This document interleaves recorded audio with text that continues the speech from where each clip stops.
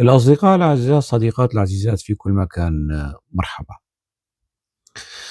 الكثير من مؤيدي وأنصار حزب العمال الكردستاني وزعيمه أوجلان يعيشون في حالة تشبه أو هي أقرب إلى الحالة القطيعية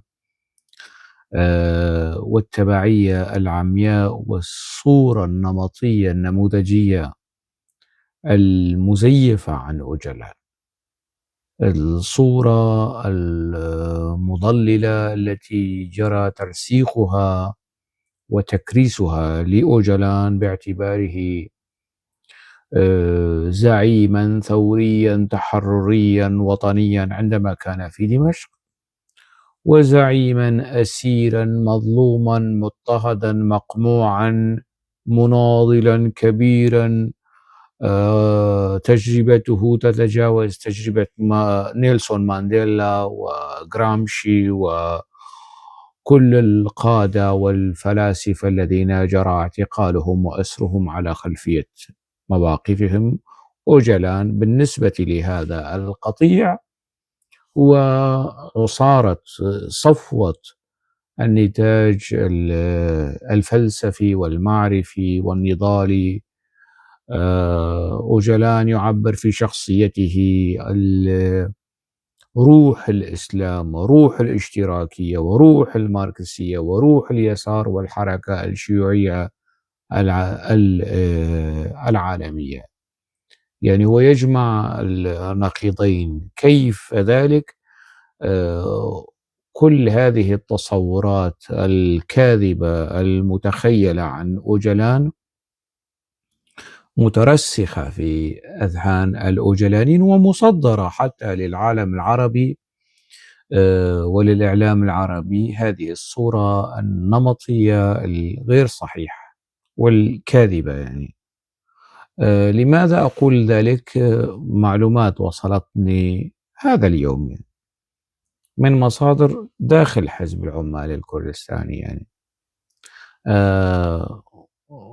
مفاد هذه المعلومات أن أوجلان يعني خلاص موضوعة السجن يعني منذ أشهر انتهت. يعني السجن الانفرادي والقصص الكاذبة التي كانت إعلام حزب العمال الكردستاني يصدرها ويروجها، والإعلام التركي أيضا يعني رسخ هذه الصورة عن أوجلان، ليس بوصفه مناضلا وزعيما، إنما بوصفه زعيما لمنظمة إرهابية في سجن انفرادي، والموضوع مش هيك.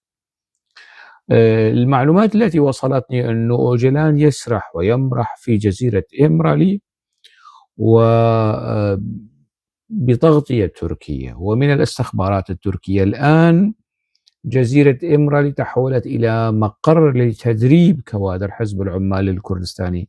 كيف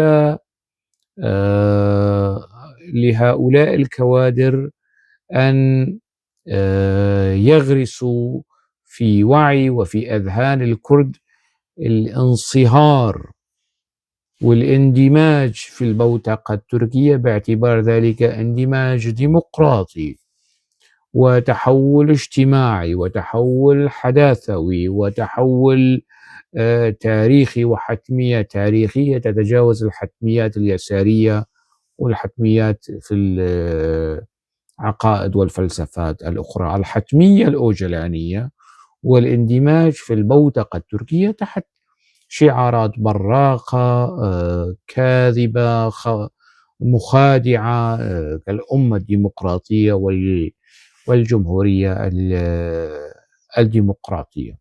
يعني ما في شيء أمة ديمقراطية حقيقية لحتى يندمج فيها الكرد موجود الآن. الأمة التركية ما في شيء جمهورية ديمقراطية حتى يندمج فيها الكرد الموجود الآن الجمهورية التركية.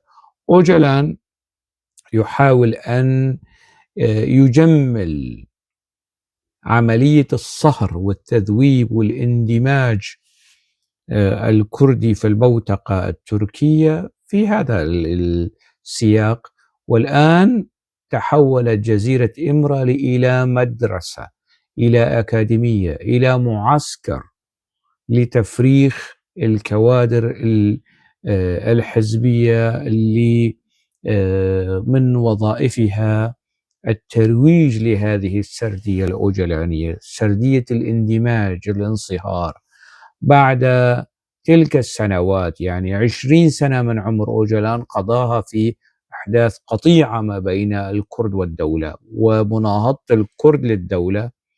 بعدين بعد اعتقاله يعني محاولات التسوية والكرد مع الدولة. بعدين المرحلة الثالثة هي دمج الكرد في الدولة. طبعا هذا المشروع وهذا الطرح الأوجلاني يصار إلى تطبيقه يعني ونمذجته. النموذج التركي الأوجلاني لحل القضية الكردية هو الصهر، التذويب، الإبادة الثقافية الناعمة للقضية الكردية للشعب الكردي، والإدماج الديمقراطي في البوتقة التركية. الآن داخل منظمة حزب العمال الكردستاني في جبال قنديل وفي هنا في البلدان الأوروبية، جزيرة إمرالي صارت تسمى ساحة القيادة، ساحة سروقاتي، ساحة القيادة. كما هذا الوصف كان يقال في معسكرات حزب العمال الكردستاني في دمشق عندما كان عبد الله أوجلان في دمشق. ساحة سروقاتي، فلان ذهب إلى التدريب في الساحة سروقاتي، في ساحة القيادة. الآن وبدعم، يعني في دمشق كان هنالك معسكرات بدعم من المخابرات السورية، من النظام السوري، نظام حافظ الأسد، والآن بدعم من النظام التركي، من الاستخبارات التركية، يصار إلى تدريب كوادر من حزب العمال الكردستاني كل شهر. الآن يعني ما بين 100 من 50 إلى 100 كادر، نساء ورجال، يذهبون لعند عبد الله أوجلان، يخضعون لدورة تأهيل وتدريب معنوي وإيديولوجي لتكريس هذا الشكل، هذا النمط التركي لحل القضية الكردية، هو إدماج الكرد في البوتقة التركية ضمن أو وفق المنظور الأوجلاني. هذه معلومات موثقة من مصادر داخل الحزب. طبعا المصادر غير الراضية عن هذه الأشياء وهذه الخزعبلات تمرر معلومات من هذا القبيل لكي يعلم الناس أي مصير طبخه عبد الله أوجلان بالتعاون مع الاستخبارات التركية، مع الدولة العميقة في تركيا. طبخ هيك مشروع مسموم، مشبوه، معادي للهوية الكردية، معادي للشخصية الكردية، معادي للحقوق القومية الكردية في تركيا وفي البلدان الأخرى. مع الأسف الشديد، رغم وجود هذه المعلومات ووصول هذه المعلومات إلى قطيع أوجلان في سوريا وفي أوروبا، ما زال البعض يعني يكابر ويحاول أن يقنع نفسه بأن هذا الكلام غير صحيح، أو يحاول أن يجد فتاوى لهذه اللعنة التي لحقت بالشعب الكردي واسمها عبد الله أوجلان وحزب العمال الكردستاني. أقترح على الموجودين هنا في الأراضي الأوروبية، هفال نواف وهفال طارق، يروحوا يعملوا بروردة في الساحة سروقاتي، في ساحة القيادة في جزيرة إمرالي، ويرجعوا طارق حمو ونواف خليل يطلعوا على الشاشات ويسوقوا لهذا المشروع الكبير المهم، مشروع عبد الله أوجلان. ساحة سروقاتي، ساحة القيادة في جزيرة إمرالي، تنتظر هؤلاء الكوادر الإعلامية الكردية. أردار خليل يروح على ساحة سروقاتي في إمرالي، يعمل له شوية بروردة تدريب وتأهيل أيديولوجي، ويرجع يحكي لنا عن سيستما ساروكاتي. مين كمان بدكم؟ يعني فوزا يوسف تروح لعند ساروكاتي، ساحة ساروكاتي في إمرالي، هي راحت على ساحة ساروكاتي في دمشق، والآن جاء دور ساحة ساروكاتي في جزيرة إمرالي، يروحوا يعملوا شوية تدريب وتأهيل وبروردة ويتعمقوا، ويعني في الطروحات الجديدة في الاندماج الديمقراطي ضمن نظام الجولاني، الاندماج الديمقراطي في نظام الجولاني، الاندماج الديمقراطي في النظام التركي، الاندماج الديمقراطي في النظام الإيراني وفي النظام العراقي.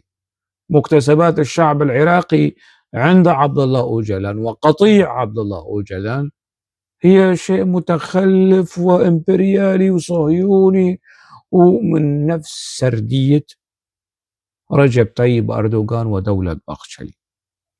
هذا الكائن القبيح القميء الذي يسمى عبد الله أوجلان هو ما زال مرياع هذا القطيع.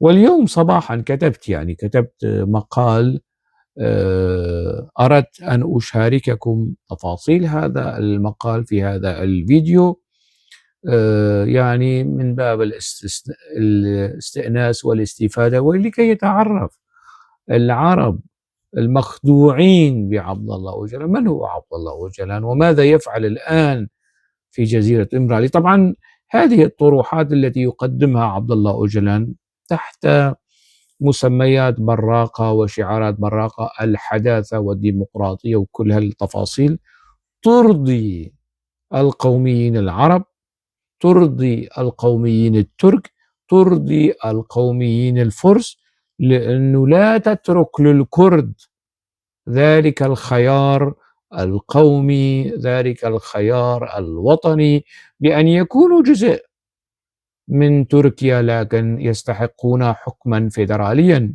مثلا، يعني أن يكونوا جزءا من سوريا، أن يستحقون حكما فيدراليا أو حكم ذاتي في سوريا، أن يكونوا جزء من العراق، جزء من هذه البلدان، لكن أن يكون لهم خصوصيتهم. نفس الحال في سويسرا، نموذج السويسري، نموذج البلجيكي، ونماذج ناجحة، نماذج فيدرالية ناجحة تحافظ على وحدة البلاد وتحافظ على خصوصية المكونات وأقاليم داخل هذه البلاد. هذا الطرح الديمقراطي الوطني يرفضه، ينبذه، يحاربه أوجلان والقطيع الأوجلاني بشكل أعمى، يجري وراء هذا المرياع التركي الفاشي اللي اسمه عبد الله أوجلان. عنوان المقال: بين قطيع يولماس جوني وقطيع أوجلان. سنة 1978 كان الروائي والسينمائي والممثل الكردي يولماس جوني معتقلا في سجن إزمير. هناك في سجنه وأوجلان يفترض أنه سجين. يولماس جوني هناك في سجنه كتب سيناريو أحد أروع أفلامه وأحد أروع الأشرطة السينمائية التركية، اللي حمل عنوان القطيع، وأخرجه زكي أوكتان بتوجيه وتعليمات من يولماس جوني من داخل سجنه. يولماس جوني هو مخرج أيضا، مش بس كاتب سيناريو، هو روائي وكتب أيضا نصوصا شعرية.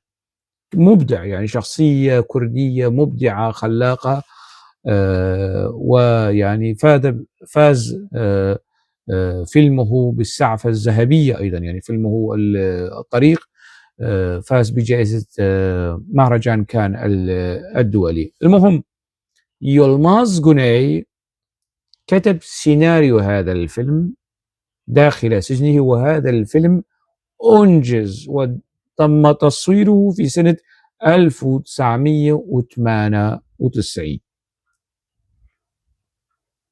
القطيع فيلم اجتماعي سياسي رصد حالات الفقر والجهل والبؤس التي كان يعانيها وما زال يعانيها المجتمع الكردي في تركيا، ويحكي قصة عائلة كردية على خلفية ثارات قبلية تغادر قريتها وتنقل قطيعها على متن القطار إلى اسطنبول كي تبيعه. وهذا الفيلم الاجتماعي السياسي اللي بشكل غير مباشر ينتقد، وخطاب سينمائي ناقد لحالة البؤس الموجودة في المناطق الكردية نتيجة سياسات الدولة التركية، والنفس اليساري والنفس القومي في سينما يولماز جونيبي، خاصة الأفلام الأخيرة، واضح وصريح. يعني لمن تابع تجربة يولماز جوني السينمائية في نفس العام، وتحديدا في 27 نوفمبر 1978 أسس عبد الله أوجلان نفس سنة إنتاج وتصوير فيلم القطيع. أسس عبد الله أوجلان جماعته الحزبية الأيديولوجية تحت رقابة ودعم المخابرات التركية، وهذا الشيء وهذا ما اعترف به أوجلان نفسه في العديد من كتبه أثناء تواجده في دمشق، على أن الدولة التركية كانت ممثلة في الحزب عبر شخصيتي كسيري يلدرم، زوجة وطليقة أوجلان السابقة، ونجاتي كيا بيلوت الطيار المدني التركي. طبعا عبد الله أوجلان أيضا يعني والشخص أو الممثل الثالث للدولة التركية في ذلك مؤتمر تأسيسي لحزب العمال الكردستاني. في الأشهر الماضية سنة 2026 جرى اجتماع ما بين وفد البرلمان التركي وعبد الله أوجلان. كشف أوجلان في ذلك الاجتماع عن علاقته بحزب الحركة القومية، وتحديدا منظمة الذئاب الرمادية، منظمة سيف بولات والعمشات والعفشات والقحبات اللي حاليا جزء من نظام الجولاني.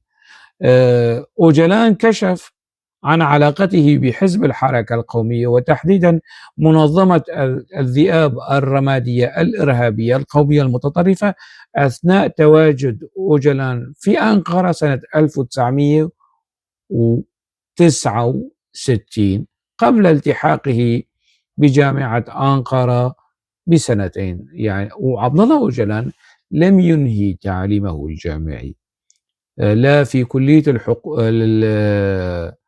الحقوق ولا في كلية العلوم السياسية، وبعدين التحق بمعهد المساحة يعني اللي بيقيسوا يعني هو يحمل إجازة في المعهد، يعني معهد أو مدرسة المساحة يعني، ولم ينهي تعليمه الجامعي، يعني سقف تحصيله العلمي والشهادة الثانوية. هذا مش عيب، هي مو شغلة يعني، بس ال ال ال القطيع الأوجلاني ينظرون إلى أوجلان على أنه يعني قمة في المعرفة وفي الفلسفة ويعني شخصية تجاوز هيجل وكارل ماركس وفلاسفة الإغريق، ويتجاوز عبد الله أوجلان الأديان والرسل والمصلحين اللي ظهروا عبر التاريخ. عند مين؟ عند قطيع أوجلان. تلك الجماعة التي أسسها أوجلان حملت اسم حزب العمال الكردستاني PKK بدعم ورصد ورعاية من الاستخبارات التركية. كشف عنها صحفيون أتراك مقربون من الجيش وهيئة الأركان ودوائر صنع القرار الأمني في تركيا، مثل أور ممجو الذي اغتيل سنة 1993 لأنه ألف كتابا أو كان بصدد تأليف كتاب عن علاقة حزب العمال الكردستاني وعبد الله أوجلان بالاستخبارات التركية. جرى اغتيال أور منجو وقت ذاك يعني. المهم فضلا عن ضباط متقاعدين مثل حسن أتيلاور، أيضا ألف كتابا أو ربما كتابين حول هذه علاقة أوجلان بالدولة التركية. لكن الجماعة الأوجلانية وصفت تلك المقالات والكتب بالحرب الخاصة، أنه غير صحيح. أوجلان يعترف بعلاقة الدولة وتلقيه أموال من الدولة وعناصر الدولة وعناصر الاستخبارات، ويقول يعني الاعتراف الأخير اللي علاقته مع حزب الحركة القومية المتطرف مهابا MHP والذئاب الرمادية كان آخر اعتراف. لكن أوجلان في دمشق وفي سجنه عشرات المرات ذكر علاقة الاستخبارات التركية، الدولة التركية، مع حزب العمال الكردستاني. ومش بس هيك، اعترف بعلاقة أرغنكون وأذرع الدولة العميقة في حزب العمال الكردستاني في سنة 2007-2008، موجة الانقلابات أو مخططات الانقلابات على رجب طيب أردوغان. وقت ذاك أيضا اعترف أوجلان بهذه العلاقة الوشيجة والوطيدة بين حزبه والدولة العميقة، بين حزبه والاستخبارات التركية. لكن تعال اقنع هؤلاء القطيع الأوجلاني أنه هذا كلام زعيمكم، يعني مش يعني كلام زيد من الناس وشنقوصي أو صحفيين أتراك. هم يصنفون ذلك بالحرب الخاصة، بالحرب النفسية، وأكبر حرب نفسية وحرب خاصة على الشعب الكردي هو عبد الله أوجلان وجماعته وحزبه وأعلامه وكتبته. تلك الجماعة، جماعة أوجلان، حزب العمال الكردستاني، جذبت إليها في البدايات قطاعات واسعة من الطلبة والشباب الكرد، وكنت واحدا منهم، يعني اللي غرر بهم يعني تحت تأثير الشعارات القومية واليسارية البراقة الداعية إلى تحرير كردستان وتوحيدها وإقامة نظام اشتراكي علماني يساري تحرري وطني قومي، المهم إلى آخره، يضم أجزاء كردستان الأربعة. هكذا كانت شعارات حزب العمال الكردستاني في البداية، وهذه الشعارات جذبتنا وخدعتنا، لكن استيقظنا منها وانتقدناها، وما زلت أنتقدها يعني. واعتذرت من الشعب الكردي عن تلك الحقبة، حقبة وجودي ضمن مؤسسات هذا التنظيم المخادع المضلل المزيف اللي كان صنيعة النظام التركي واستخبارات النظام التركي، وما زال كان وسيبقى صنيعة النظام التركي. اعتبرت جماعة حزب العمال الكردستاني نفسها البديل التاريخي الوحيد والفريد عن كل الأحزاب الكردية، والبديل الوحيد والبديل اليساري الاشتراكي العلمي الحقيقي عن كل الأحزاب اليسارية والشيوعية في كردستان تركيا، وفي كردستان وتركيا والشرق الأوسط والعالم. هكذا كان يعتبر حزب العمال نفسه بديل عن كل الأحزاب القومية الكردية، وبديل عن كل الأحزاب اليسارية والثورية في تركيا وكردستان والشرق الأوسط والعالم. ما في حدا تاني غير هذا الحزب. هكذا تعزز الوهم التمثيلي للجماعة البككية، فصار أنصارها أو القطيع الذي يعيش على أوهام وخرافات حظيرتها واصطبلاتها يجدون حزبهم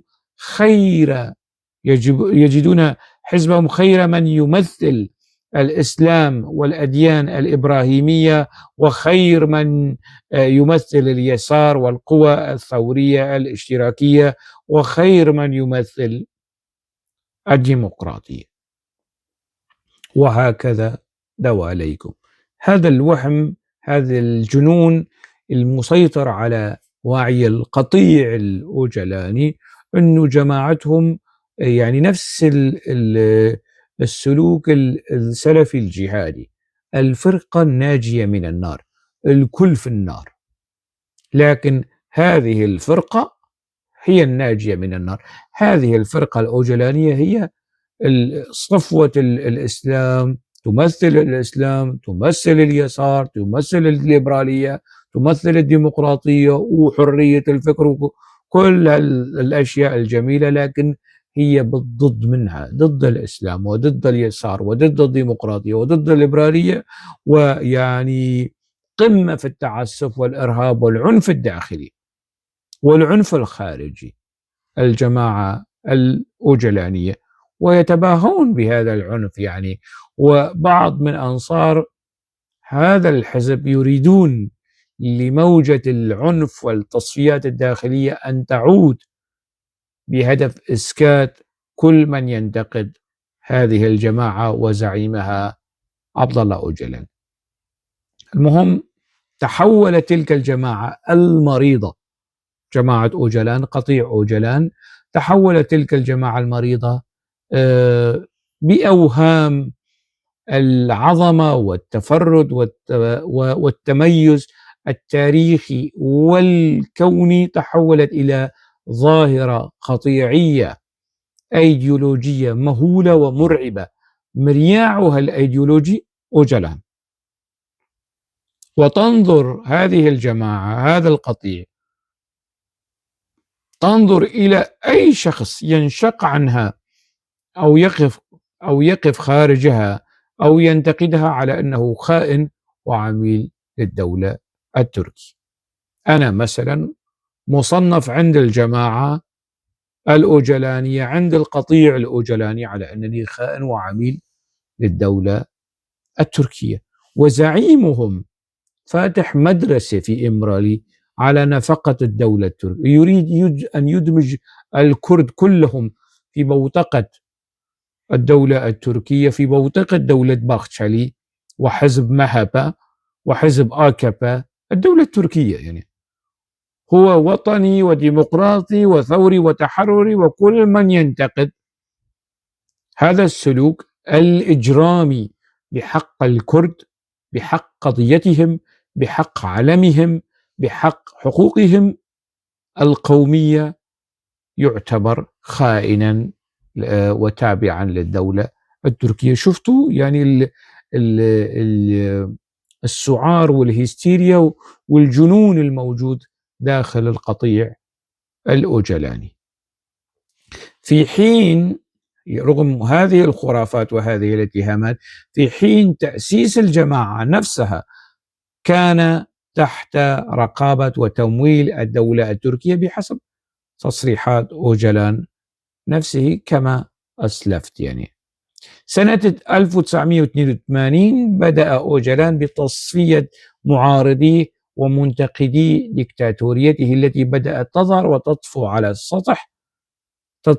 سطح أداء الحزب. هكذا ربط الحزب كمؤسسة بشخصه أوجلان، هكذا ربط الحزب كمؤسسة بشخصه على جماجم رفاقه الذين أسسوا الحزب معه، ودشن أوجلان قطيعه الخاص به الذي ابتلع أي بادرة نقدية إصلاحية داخل الحزب. حتى يومنا هذا أي بادرة نقدية إصلاحية داخل حزب العمال الكردستاني يصار إلى تصفيتها واتهامها بالتصفوية واتهامها بالخيانة والغدر والعمالة للدولة التركية، في حين أنه الحزب وزعيم الحزب كله تأسس يعني تحت رقابة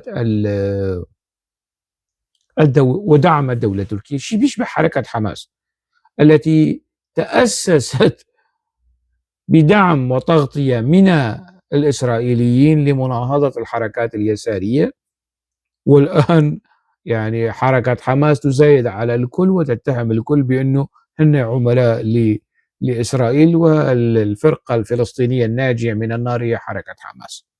نفس القصة لجماعة الأخوان المسلمين التي تأسست بدعم من الإنجليز، والخلفيات معروفة والأسباب معروفة. والآن جماعة الإخوان المسلمين في سائر البلدان العربية تتهم كل الأطراف السياسية الأخرى على أنه هي عملاء للإمبريالية والصهيونية، واللي دعم تأسيس جماعة الإخوان المسلمين هم الإنجليز اللي كانوا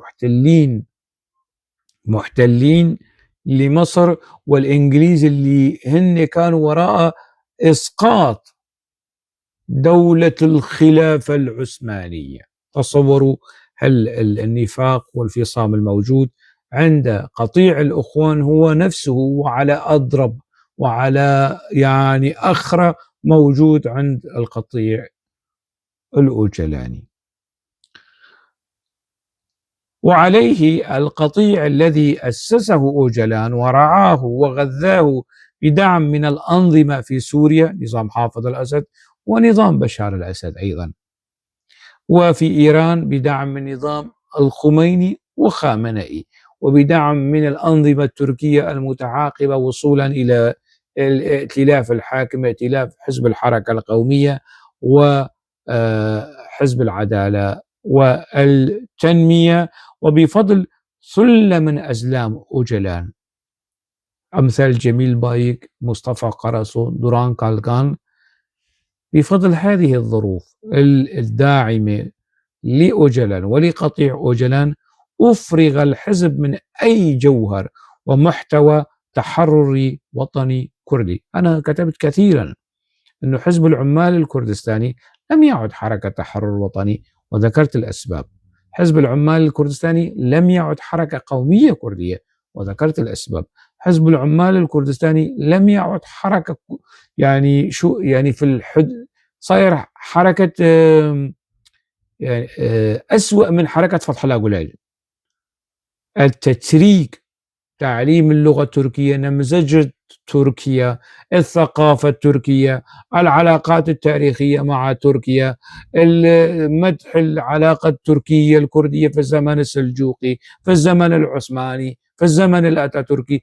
كل هذه التفاصيل الآن حزب العمال الكردستاني يتبوأ قيادة السلوك بين الشعب الكردي، وعليه أفرغ الحزب من أي جوهر أو محتوى تحرري وطني كردي، وحول أوجلان الجماعة إلى قطيع موتور مسعور مهووس بأوجلان وخزعبلاته، وأي كلام مجنون ركيك ومتهافت يصدر منه من أوجلان يراه القطيع خير الكلام وسيد الكلام وزعيم الكلام.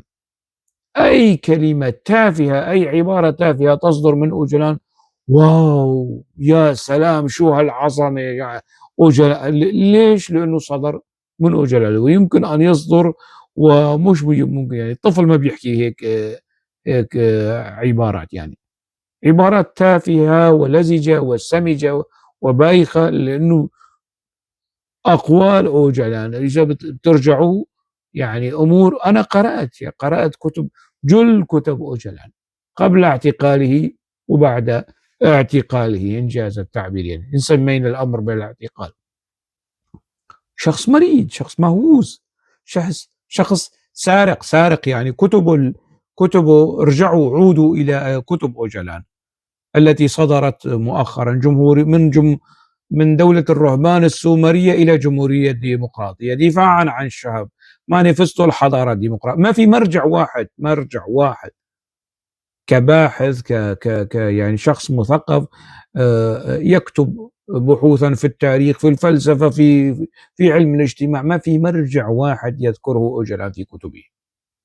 أحد المحامين قال لي أحدهم، لن أذكر اسمه، يعني سأذكر اسمه في لاحقا، أحد حرصا عليه، يعني قال لي يا هوشنج، يعني أوجلان كان يطلب منا عناوين كتب معينة قبل أن نرسل هذه الكتب من باب الفضول، يعني كنا نقرأها أيضا، نقرأ هذه الكتب ونرسلها. يأتينا مرافعات أوجلان نقارن، أنا يعني والمحامي قال لي أنا أقارن، ويعني قال أنه أنا قارئ جيد، أقارن ما بين النص الموجود في في كتب أوجلان، والنص الموجود في المرجع في الكتاب الأصل يعني نسخ ولصق، copy paste يعني. أوجلان لم يذكر هذه المصادر. ماذا يعني في العرف الأكاديمي، في العرف العلمي، هذه سرقة، هذا اختلاس. يعني حتى في هذا الخصوص محامي أوجلان وقد تركهم، يعني قال لي أنه أوجلان أدبيا مختلس يعني.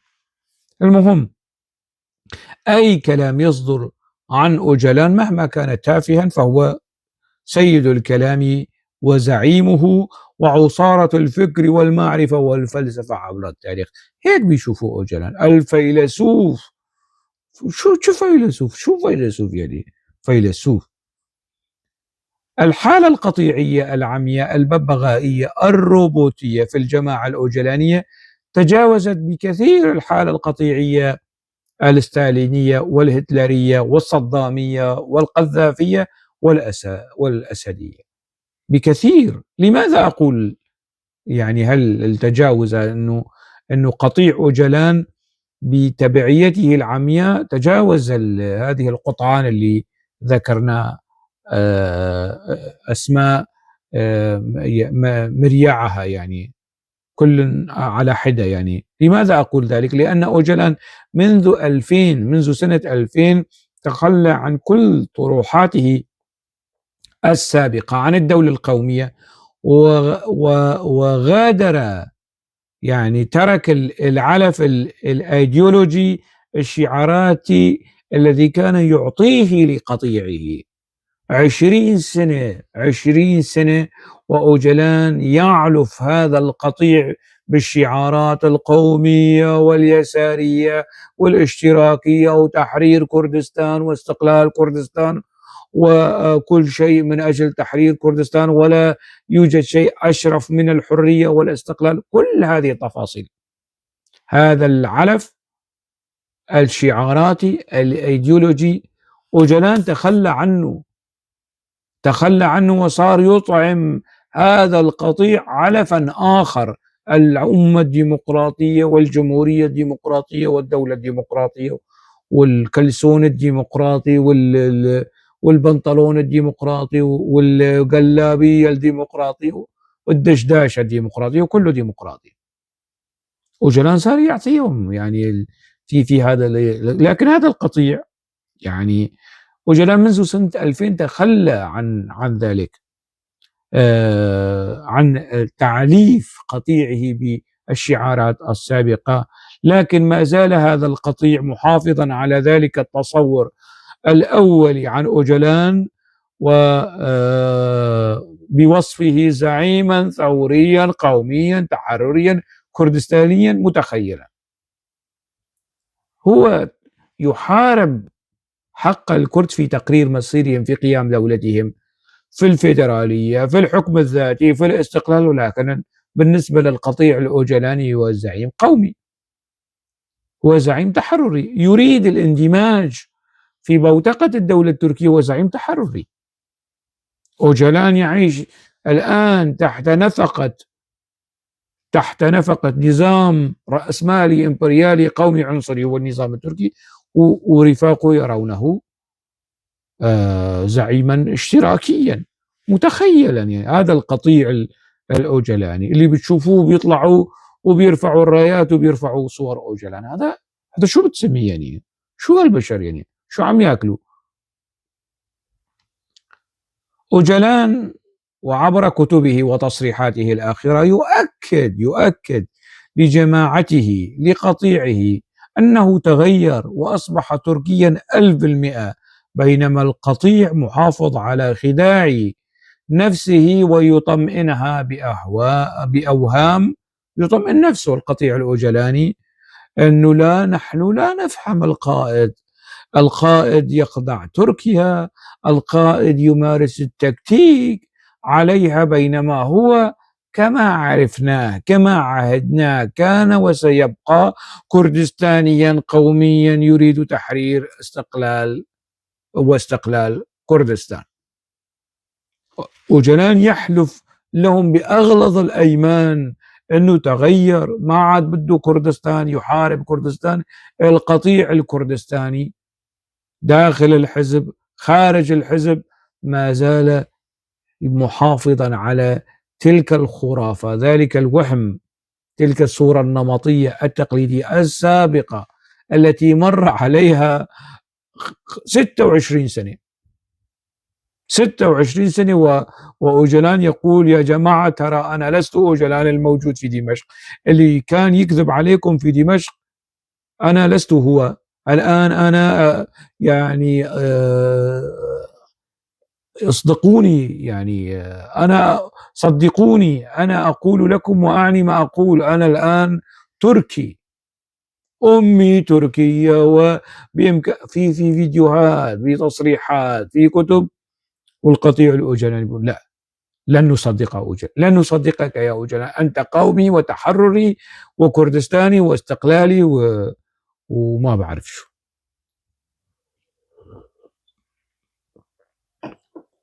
كردستان يعني أوجلان يحاربها ويصنفونه ويصفونه على أنه قائد الشعب الكردي، يعني هل الترهات والخرافات.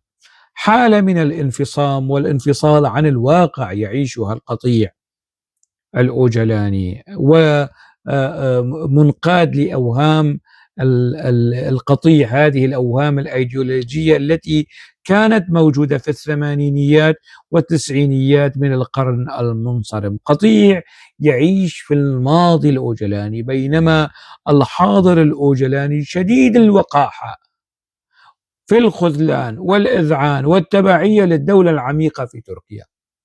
مو مصدق هذا القطيع أنه زعيمه مرياعه الآن يعني يعلف يعني في معالف الدولة العميقة التركية، وصاير كرشه هالقد يعني، والغليق بتاعته يعني نازلة. دائما هنالك صورة نمطية نموذجية وردية رومانسية متخيلة عن أوجلان مترسخة لدى قطيعه الذي يتبعه. تلك الصورة غذتها وعززتها الآلة الإعلامية للحزب عبر الأغاني والأفلام الوثائقية والكتب، في حين ظهرت فيديوهات لأوجلان تؤكد لقطيعه أن فهمهم له مغلوط ومزيف ومختلق ومتوهم. لكن القطيع يرفض التحرر والخلاص من أوهامه عن أوجلان القومي التحرري الثوري المتخيل، وأنه سجين وأسير وفيلسوف وعالم وقائد أممي عالمي كوني، ويعني كبرى الجامعات تدرس أو أفكاره. كله كذب، كله كذب كذب. ما في شو جامعات تدرس أفكار أوجلان؟ الإعلام يعني يقول ذلك، إعلام أوجلان، إعلام اللي بيغذي هذه الأوهام عند قطيع أوجلان. القطيع مصدق. حالة من الجنون والهستيريا الأيديولوجية الشديدة الغباء والعماء يعيشها قطيع أوجلان ومستمتع بها، وكل من يحاول إيقاظ هذا القطيع وأنقاذه منها يتحول قطيع الحملان والخراف الديمقراطية الأيديولوجية إلى قطيع من الذئاب الرمادية الطورانية الأتاتوركية الفاشية، وينقضون عليك بلا رحمة أو هوادة.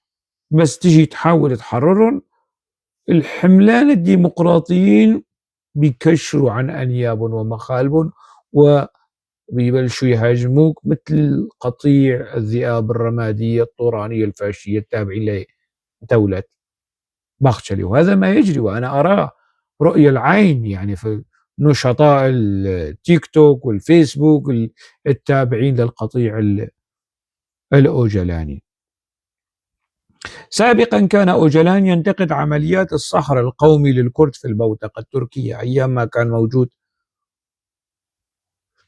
تحت رعاية ودعم نظام حافظ الأسد. سابقا كان أوجلان ينتقد عمليات الصهر القومي للكرد في المنطقة التركية والعربية والفارسية، والآن يدعو إلى الاندماج، نفس ما كان ينتقده يدعو إلى الاندماج الديمقراطي، يعني الصهر القومي الطوعي للكرد في الدولة التركية والدول الأخرى. وطبيعي أن طرح كهذا سيفرح القوميين الترك والعرب والفرس، فما فشلت في تحقيقه أنظمة حافظ أسد وصدام حسين والخميني وأتاتورك وأردوغان، الآن أوجلان يريد تحقيقه لهم مجانا ببلاش وطواعية وتحت غلاف جميل من شعار الديمقراطية. لذا صرنا نسمع ونقرأ تلفيقات مفاهيمية كالإسلام الديمقراطي، الأمة الديمقراطية، الجمهورية الديمقراطية، الكلسون الديمقراطي، التفاهة الديمقراطية، الزبالة الديمقراطية، وكل شيء من العبارات اللي المجنونة يعني والتافهة. بينما القطيع الأوجلاني مستمر في العمى والغباء وهستيريا الأوهام والتصورات البطولية المتخيلة عن أوجلان. القطيع لا يسأل لماذا زعيمهم حتى هذه اللحظة لا يجيد الكتابة باللغة الكردية، لغة الشعب الذي يفترض أن أوجلان قائده. أوجلان لا يعني ولا كل هذه الفترة من عام 1978 وحتى هذه اللحظة لا يوجد قصاصة باللغة الكردية كتبها أوجلان، كله باللغة التركية.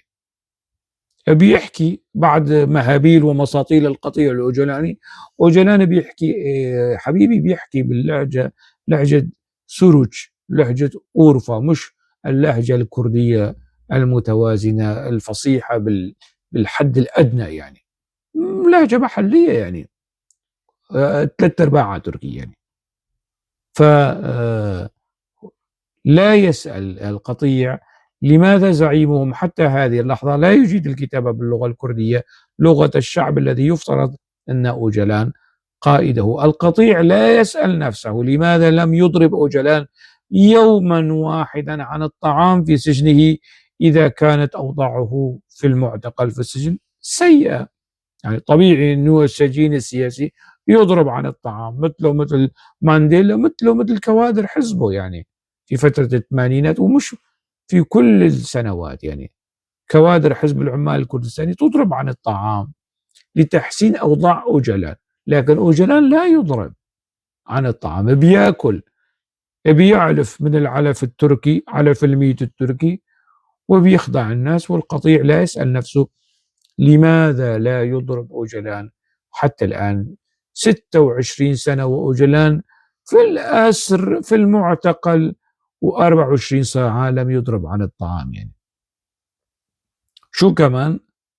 القطيع لا يسأل نفسه أيعقل أن يكون كل من عارض أوجلان داخل الحزب من قيادات الحزب يعني، وهم بالعشرات، كلهم خونة وعملاء لتركيا واستخباراتها، بينما أوجلان الذي يعترف بعلاقته مع الاستخبارات التركية وهو في دمشق، ويعترف بعلاقته مع حزب الحركة القومية ومنظمة الذئاب الرمادية قبل أيام، هو الوطني الوحيد، وكل من جرى تصفيتهم من قيادات حزب العمال الكردستاني هم خونة وعملاء للدولة التركية. تصوروا يعني القطيع هذال نواف وهذال طارق وهذال آلدار وهذال فوزا وهذال شاهين شيلو وهذال فرهاد وهذال إلهام أحمد وهذال ما بعرف مين، ما بيسألوا أنفسهم يعني هل يعقل كل هؤلاء، أحمد شنر، صايمة أكشن، بيرجان يلدز،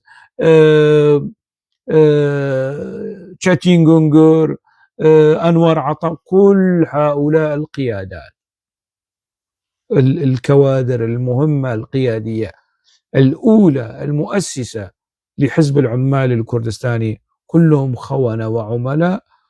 وعبد الله أوجلان اللي بيعترف انه هو على علاقة مع النظام التركي وفي حماية النظام التركي، وبينه وبين الدولة التركية منذ 26 سنة يعلف من الأكل التركي، من أكل الحكومة التركية. هو الوطني الوحيد وقائد الشعب الكردي. لا يسأل القطيع نفسه كيف لزعيم قومي كردستاني أن يناهض الحقوق القومية الكردية. كيف لزعيم قومي أن يكون بالضد من حق تقرير المصير للشعب الكردي؟ هذا الحق اللي يكفله الميثاق العالمي لحقوق الإنسان، القوانين الدولية، العهدين الدوليين.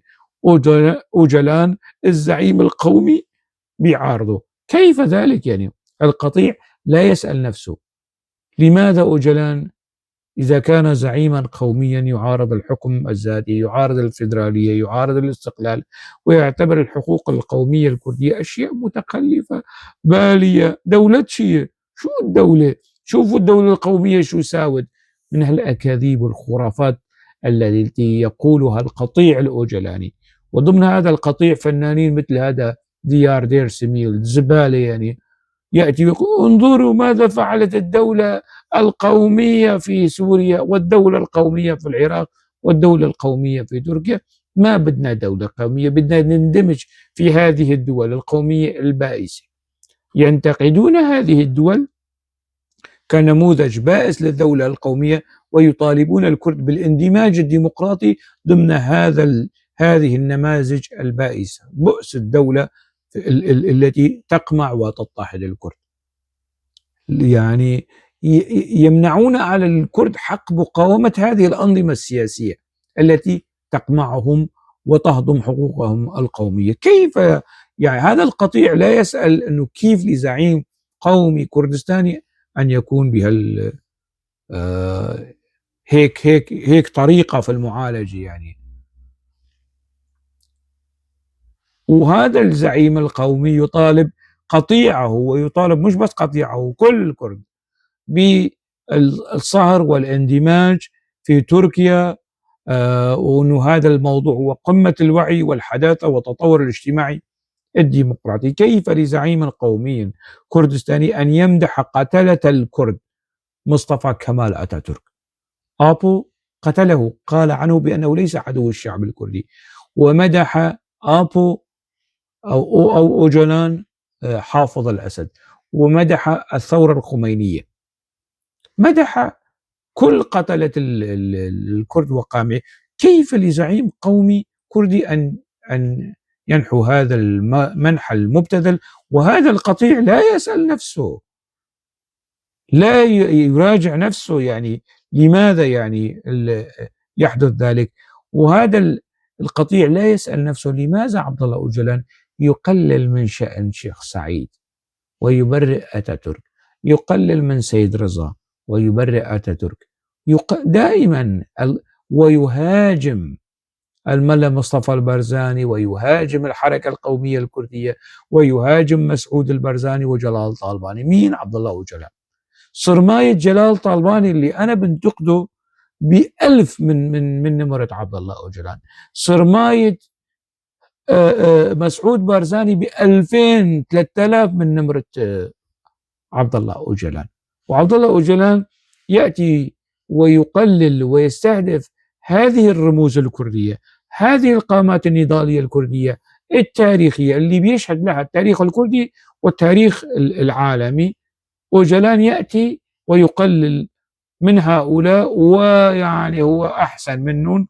والقطيع الأوجلاني لا يسأل نفسه طيب ليش، يعني كيف هو زعيم كردي وزعيم كردستاني ويستهدف الزعامات والرموز الكردية؟ والحال هذه مجمل الخلاصة في هذا المقال شوي طويل.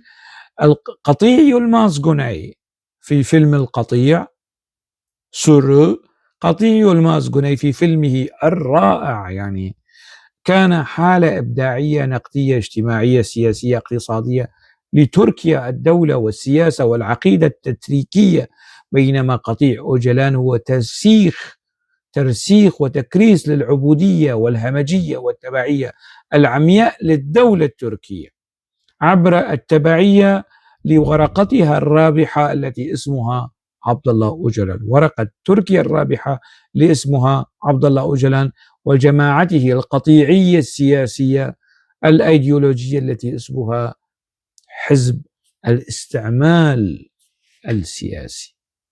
طولت عليكم شوي. هنا ينتهي هذا المقال وهنا ينتهي هذا الفيديو. ألقاكم على خير.